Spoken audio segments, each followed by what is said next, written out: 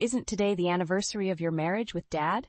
I've got something for you, Chloe said, her voice biting as she handed me the envelope. I could see the disdain in her eyes. I took the envelope, my heart heavy but steady.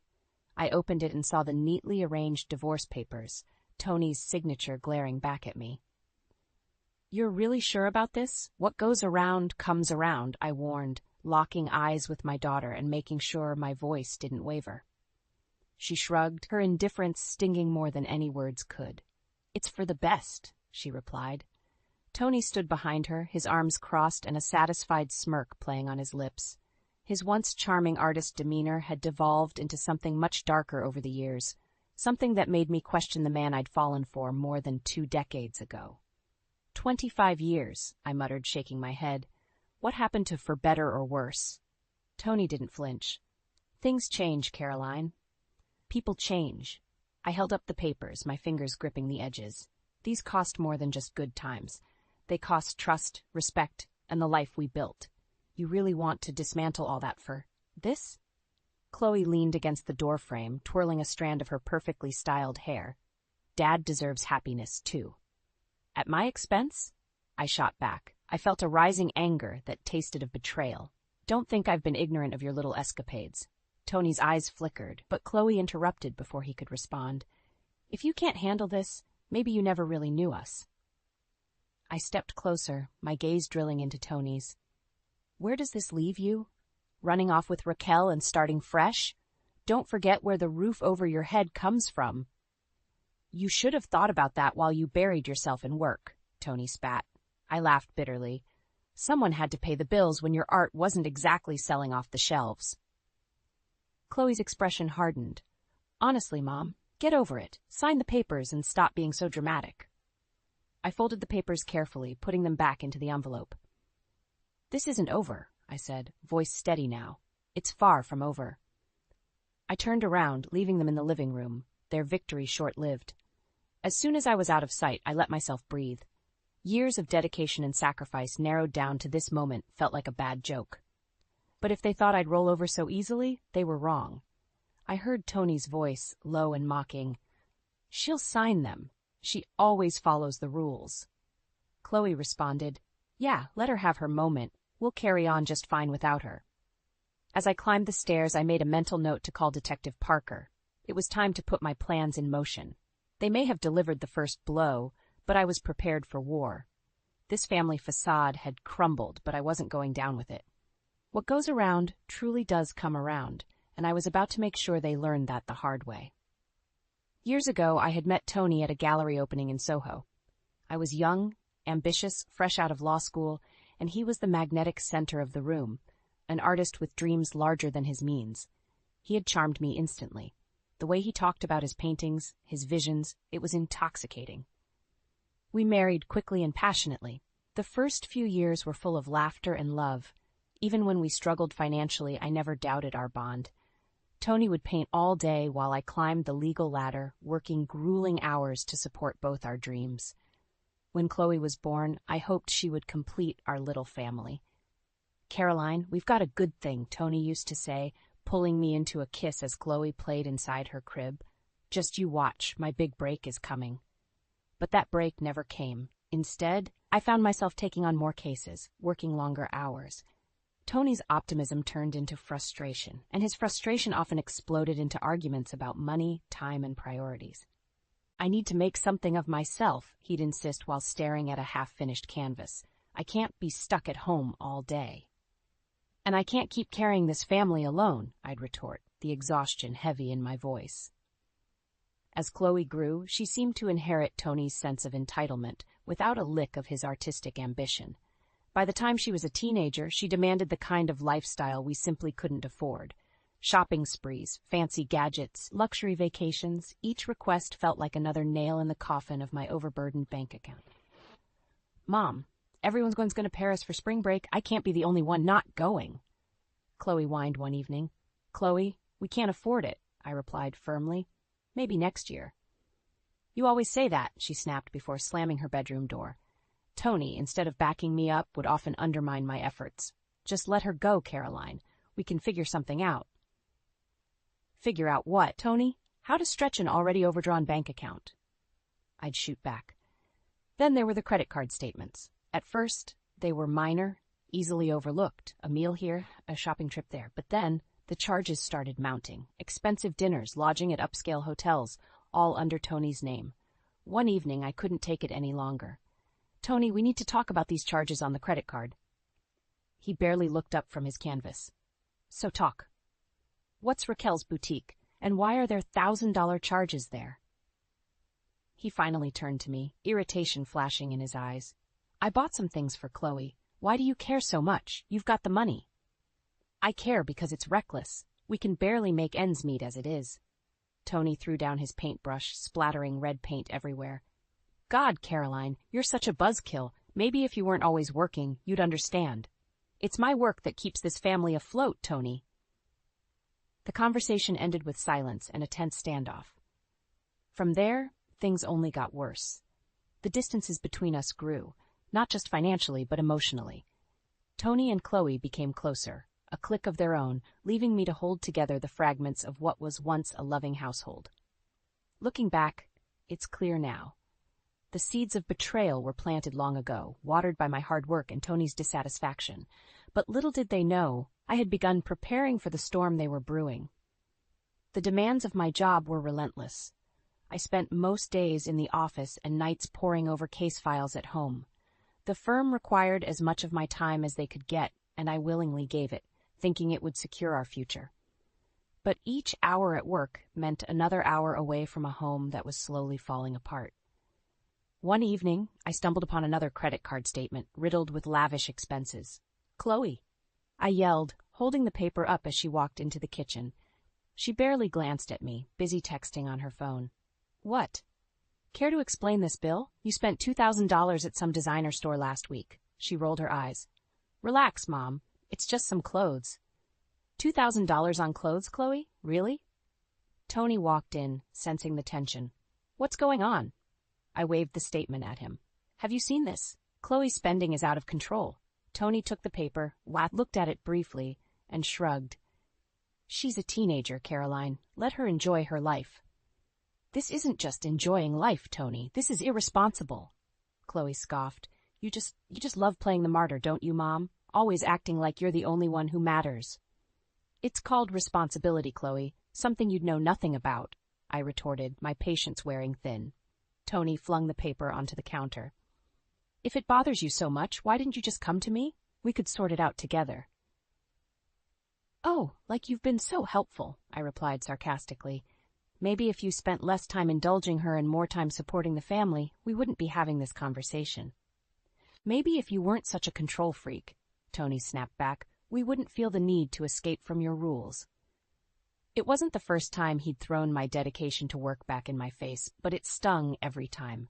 I'm doing what's necessary to keep this family afloat. Meanwhile, I'm trying to give our daughter the life she deserves, he shouted, cutting me off. Chloe smirked, enjoying the rift her actions had caused. Face it, Mom, you're losing control. I glared at both of them, feeling the divide grow wider by the second. I turned and walked away, needing to clear my head. I pulled my phone out, dialing Detective Parker's number. It was time to find out just how deep Tony's betrayal went. The next few weeks were a blur of work and covert meetings with Parker. The detective was thorough, handing over photos, receipts, and logs detailing Tony's outings with Raquel. The evidence was enough to make my blood boil. During one of our sessions, Parker handed me a thick file. This includes everything, Mrs. Smith. Photos, transaction records, even witness statements. I took the file, feeling its weight. Thank you, Parker. This will be very useful. Returning home, I found Tony and Chloe in the living room, laughing over some show. Their carefree attitudes were like salt in a wound. I watched them from the doorway, the file clenched in my hand. The betrayal seemed even more grotesque when masked by their masquerade of normalcy. For now, I'd play along, letting their complacency be my advantage. But the time was fast approaching when I'd lay my cards on the table. They thought they could walk all over me without consequence. They were about to find out how wrong they were. Months passed, filled with uneasy tension and feigned normalcy. At work, I was my usual self, efficient, focused, a pillar of strength. At home, however, I moved like a ghost, observing but detached, preparing for the storm I knew was coming. One night, while Tony and Chloe were out, I met Detective Parker at a quiet cafe. He laid out an envelope filled with new evidence. "You might want to brace yourself for this," he warned. Inside were photos of Tony with Raquel, not just at luxury spots but with Chloe accompanying them. Shopping sprees, dinners, even vacations. My money funding their escapades. How could he involve Chloe in all of this? I asked, my voice barely a whisper, the betrayal cutting deeper with each new revelation. "He's using her to shield the affair," Parker said, shaking his head. "By making her complicit, he's trying to justify his actions. But don't worry, Mrs. Smith, we have everything we need to expose him." I nodded, determination hardening my resolve. "Good, let's proceed." Returning home, I found Tony alone, pouring himself a drink. He looked up, surprise flashing in his eyes for a moment before settling into indifference. "What are you doing home so early?" "Just wrapping things up at work," I replied, my voice steady. "Where's Chloe?" "Out with friends," he said dismissively. I nodded, moving to sit across from him. "Tony, we need to talk." He took a sip of his drink, studying me. "About what?" "About us. About where this is heading," he laughed bitterly. "Do we have to do this now, Caroline?" "Yes," I insisted, my eyes locked onto his. "I want to know why. Why her? Why involve Chloe?" He sighed, setting his glass down. "You left me no choice. You were always working, always absent. I needed something more. And you thought you'd find that by betraying me? By turning our daughter against me?" My voice rose, unable to contain the flood of emotions any longer. "You act like you're a saint," he spat. "But you're cold, distant. You never cared about what I wanted, about what Chloe needed." Anger surged within me. "I cared enough to work myself to the bone to give you both a good life. I cared enough to overlook your shortcomings, to support your dreams even when they drained our resources. And this is how you repay me?" "Repay? You always made it clear it was your money, your success," he countered. "There was never any us in your world, Caroline." I shook my head, feeling the weight of his words but refusing to let them break me. "You think you're the victim here? You think dragging Chloe into your mess absolves you?" He stood up, swaying ever so slightly. "Think what you want, Caroline, but you're not blameless in this mess."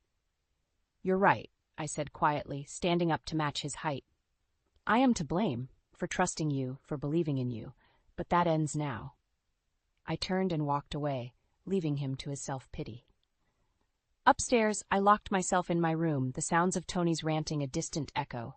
I pulled out the evidence provided by Parker, spreading it across my desk. This was just the beginning. Tony and Chloe had made me feel small, insignificant, but they underestimated my resolve. They thought they could manipulate and discard me. They were gravely mistaken. The confrontation was coming, and I was ready. Retribution would be swift and thorough. Everything that went around was about to come crashing back down on them. This war was far from over, and I was prepared to fight tooth and nail for every inch of my dignity and justice. I spent the next several weeks quietly gathering my evidence, preparing myself for the battle ahead. The house, once a place of warmth, now felt like enemy territory. Tony and Chloe carried on with their lives, oblivious to the storm brewing right under their noses. One evening, Tony came home late, his steps unsteady.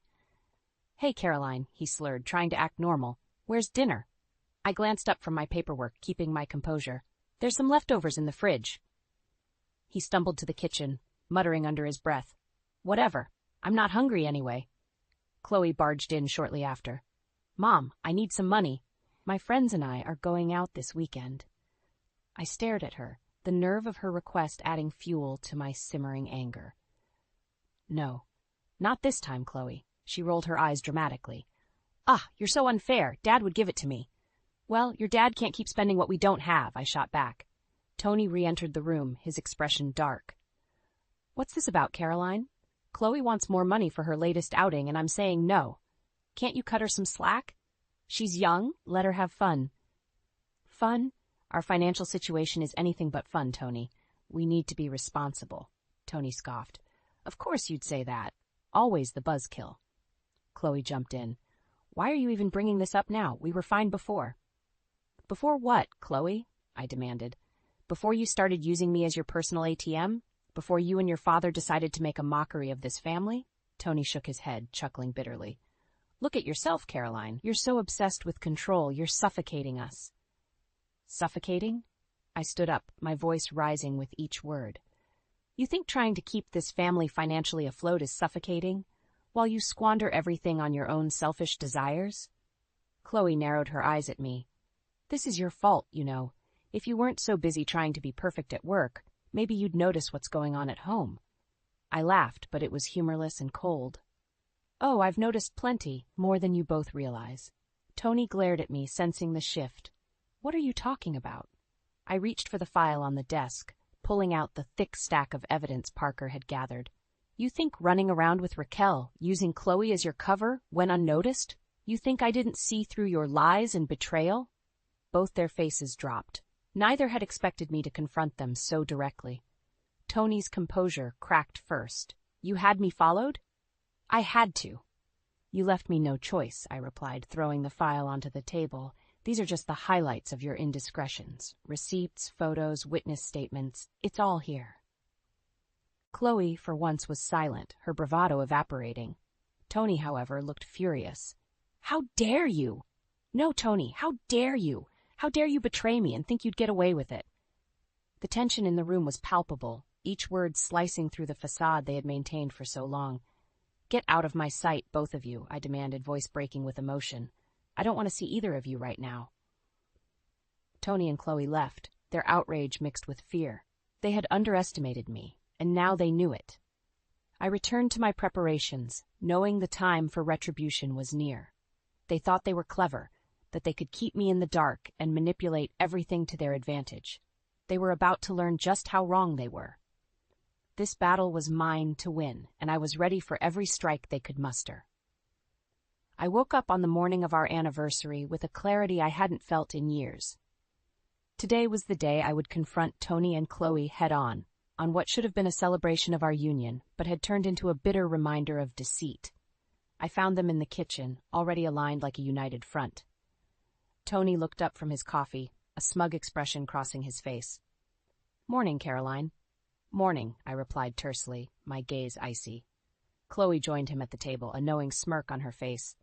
Happy anniversary, Mom. Happy indeed, I said, pulling out a carefully prepared folder from my bag. Let's get right to it, shall we? Tony eyed the folder warily. What's that? Proof of your betrayal, I said, throwing the folder on the table. Everything you did behind my back, the affair, the extravagant spending, using Chloe as a cover. Chloe's smirk vanished. What? Read it and weep, I snapped, pointing at the folder. Tony opened it, flipping through the damning pages. His face changed from confusion to anger. You hired a PI? I did what I had to. This marriage, this family was hanging by a thread, and you were too busy indulging yourself to care. Chloe grabbed the folder and started skimming through the documents. You spied on us? On your own family? This so-called family betrayed me, I shot back. You think you can play games with me and get away with it? Tony slammed the folder shut. You always have to control everything. I had to control everything because you let everything fall apart, I shouted, my voice echoing in the kitchen. Us, it's over, Tony. His face twisted in rage. Don't think you can just walk away from this. I can and I will, I said steadily. But not without taking what's mine. He laughed bitterly. You think you can just take everything? I've already taken steps to protect my assets, I replied coldly. I've set up my own accounts, pulled my investments out of our shared ventures, and contacted a lawyer. You won't be getting a penny more than you're entitled to. Chloe looked horrified. You're tearing this family apart. No, Chloe, I corrected her, my tone dripping with disdain. You and your father tore this family apart the moment you decided his affair was more important than our unity. Tony's face turned red. This isn't over, Caroline. We'll fight you on this. Good luck with that, I said, my voice like steel. Every move from now on will be scrutinized. Every transaction, every lie, every betrayal. You're going to face consequences for every single one. Tony stormed out of the kitchen, and Chloe followed, her bravado shattered. I was left standing there, feeling a mix of liberation and sadness. This was not how I envisioned our marriage to end, but it was necessary. I walked over to the window, taking a deep breath. The house had become a battleground for lies and deceit. But today marked the beginning of the end. I was stepping out of the shadows of betrayal and into the light of justice. From this point on, Tony and Chloe would know the true meaning of accountability. The battle lines were drawn, and I was ready to fight for my dignity, my assets, and my peace. What goes around comes around, and it was time for them to face the consequences of their actions. The days following the confrontation were a whirlwind of legal meetings and packing. I had finally found an apartment downtown, close to the firm. It wasn't much, but it was mine, free from the echoes of betrayal and deceit. Tony was relentless, calling and trying to bargain. "Caroline, we can work this out. Just come home. Let's talk." "No, Tony, we're beyond talking," I replied, my voice unwavering. "This is happening. Accept it." He would swing between anger and desperation. "You'll regret this. You're breaking up our family for what? Revenge?" "Not revenge. Justice. You made your choices. Now live with the consequences." One evening, as I was boxing up my things, Chloe stormed into my office. "You really think you can just walk away and leave us in ruins?" I looked at her, feeling a pang of sorrow mixed with resolve. "I have done everything I could for this family. Your father and you made your choices." "You're so full of yourself," she spat. "You think you're the victim here?" I let out a sigh. "I'm moving out tomorrow, Chloe. I hope one day you understand why." "You'll see, Mom. You'll come crawling back." I shook my head, sadness seeping in. "Goodbye, Chloe." The next morning, I moved my belongings to the new apartment. It was a small one-bedroom place, but it was a fresh start. It felt strange and liberating. Later that day, my lawyer and I filed the divorce papers. I had anticipated Tony's reaction, and soon enough he was at my new place, banging on the door. "Caroline, open up!" he shouted. I opened the door to face him, standing firm. "What do you want, Tony? You think this is the end? You can't just leave like this." "I already have," I said, my voice calm but resolute. "It's over, Tony."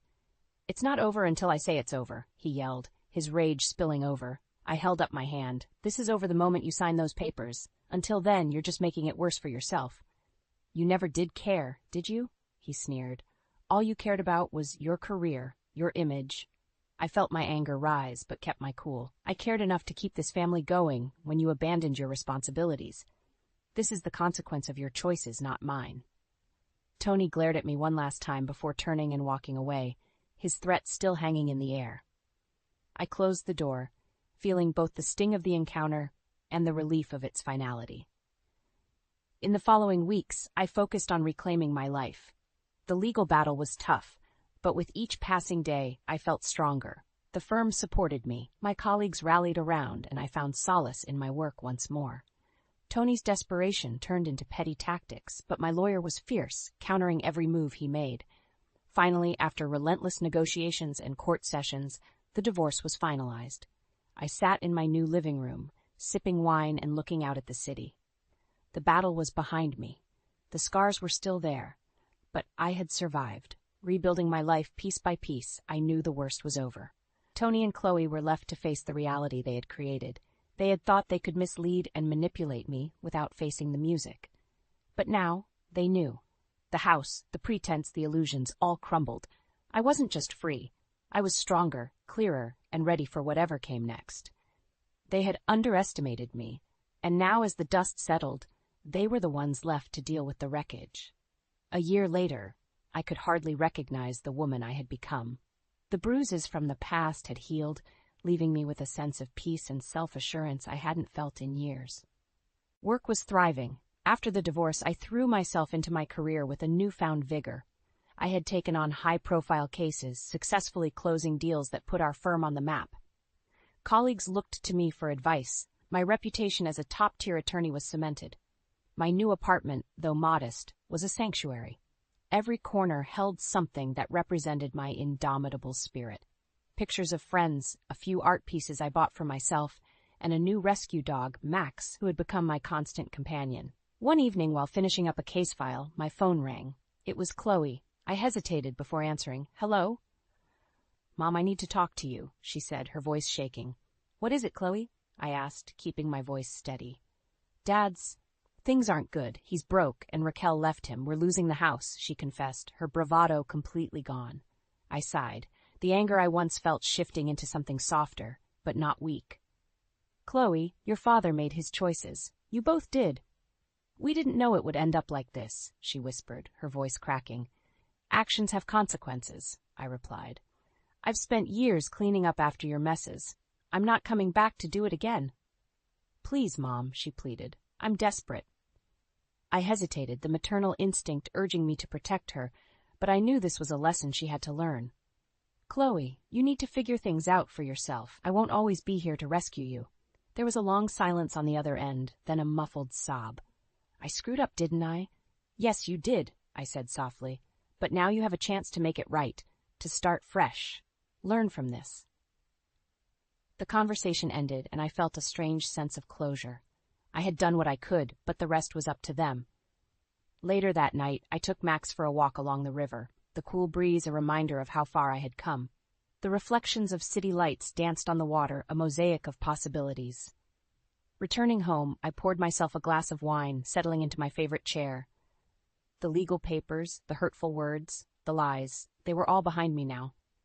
I opened a book, reading a few pages before setting it down and closing my eyes. Every choice I had made led me here, to this moment of quiet contentment. I no longer felt the weight of betrayal, but instead, a powerful sense of resilience and clarity. The phone calls from Tony dwindled to nothing. The legal battles finally settled. Chloe's desperate reach out was the last vestige of a past I had severed. They had to navigate the consequences of their actions on their own. As I pet Max, feeling his warm presence grounding me, I knew I had truly moved on. Life had dealt its cards, and I had played mine with strength and integrity. What's more, I had a future to look forward to, a future built on my terms, free from the shackles of deceit and treachery. I smiled, savoring the hard-earned solitude. The world outside kept spinning, but here, in my sanctuary, I was finally at peace. The drama and revenge gave way to the quiet satisfaction of a life reclaimed and a spirit unbroken.